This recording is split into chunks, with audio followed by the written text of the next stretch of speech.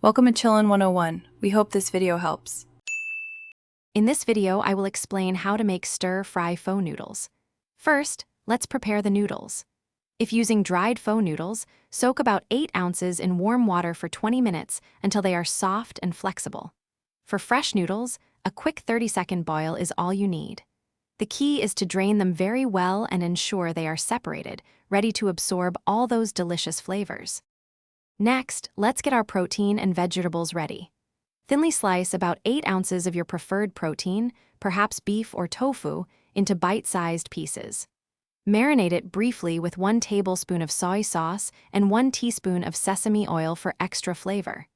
Then, chop up about 2 cups of your favorite stir-fry vegetables, like colorful bell peppers, crisp onions, and fresh bok choy.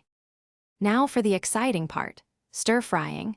Heat 2 tablespoons of oil in your wok or a large skillet over high heat until it's shimmering. Add your marinated protein and stir-fry it quickly for 2 to 3 minutes until it's almost cooked through, then set it aside. Next, toss in your chopped vegetables and stir-fry them for about 3 to 4 minutes until they are tender crisp. To finish, return the cooked protein to the pan with your prepared pho noodles. Pour in about 2 tablespoons of your favorite stir-fry sauce. Toss everything together vigorously for 1 to 2 minutes, ensuring the noodles and ingredients are evenly coated and heated through. Serve immediately, garnished with fresh cilantro, a sprinkle of chopped peanuts, or a refreshing squeeze of lime. Enjoy your delicious stir-fry pho noodles.